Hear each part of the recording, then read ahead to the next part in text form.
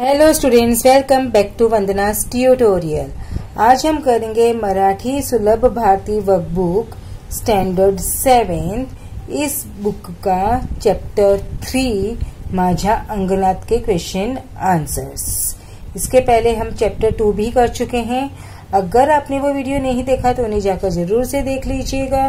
Playlist का link आपको description box में मिल जाएगा।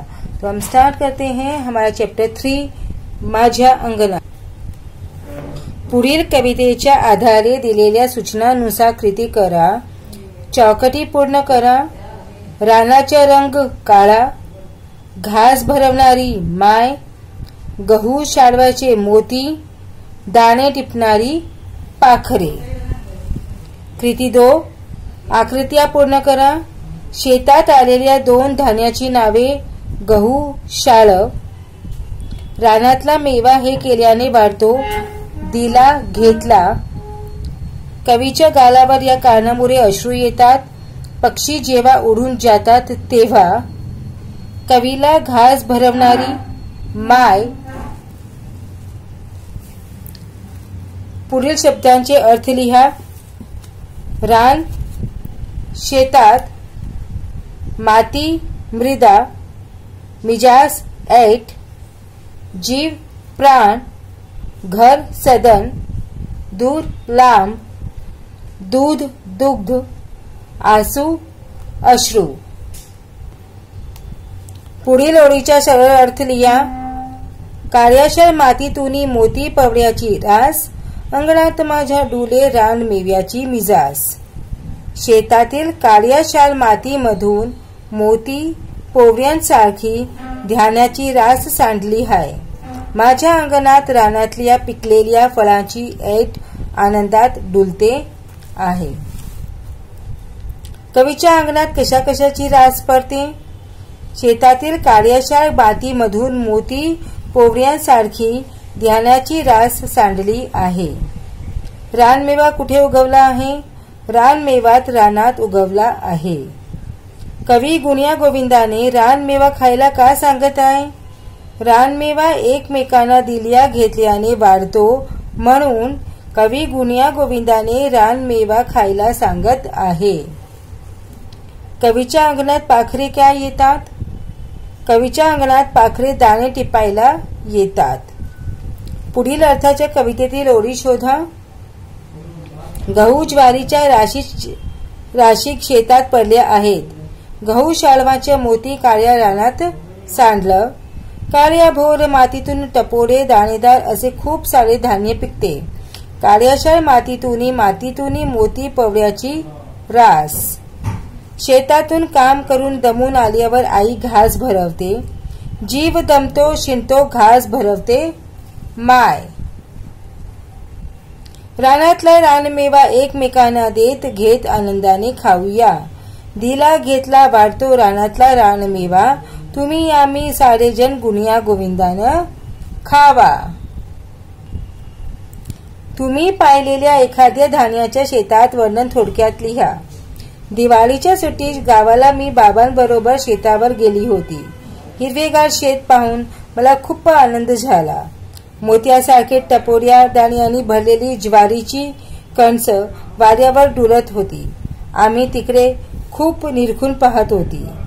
मी माझ्या पुस्तकातील पाऊतील दिलेली शिकवण प्रत्यक्षात जुळवत होती।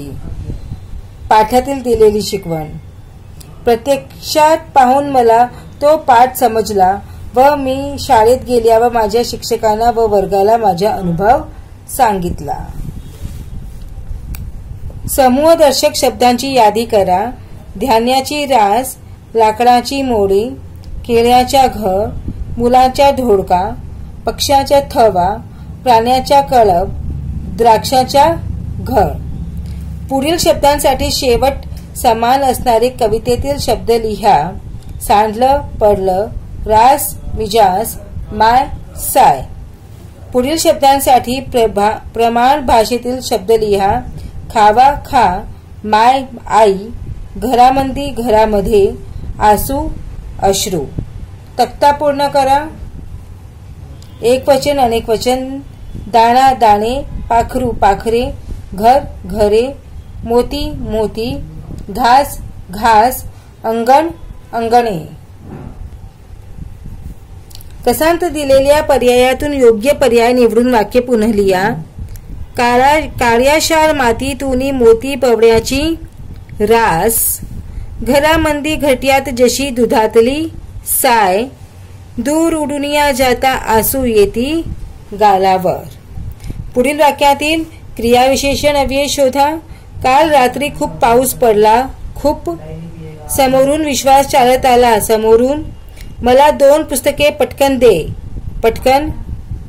मुलीपेक्षा वर्गात मुले दुप्पट आहेत, दुप्पट। स या शब्दपंखा पूर्ण करा। वर्णमालेतील 32वे अक्षर स। जंगलातील एक भित्रा प्राणी ससा। नेहमी सतत सतत।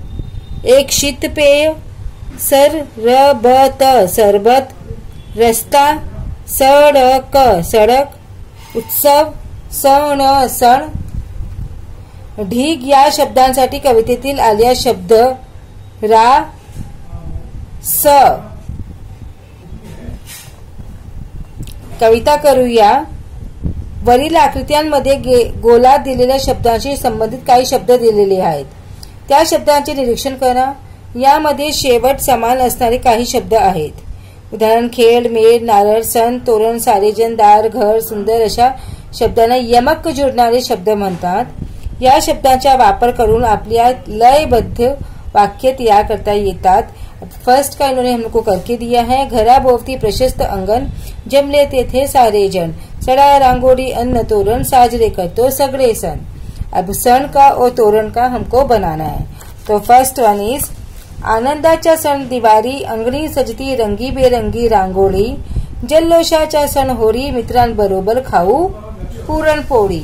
नेक्स्ट, बागेत माझे रंगी बेरंगी फुलाचे सडे, त्याला नारळीच्या झाडांचे कडे, सृष्टीचे हे सौंदर्य माझ्या अंगणी खुले, सुंदर पानाचे तोलन द्वारी माझ्या झूले। तो बच्चे इसके साथ में हमने चैप्टर 3 फिनिश किया, जो कि एक पोयम थी माझ्या अंगनात। अब नेक्स्ट वीडियो में हम करेंगे लेसन नंबर 4। तब तक take care and keep watching Vandana's tutorial. मिलते हैं नेक्स्ट वीडियो में। Thank you for watching.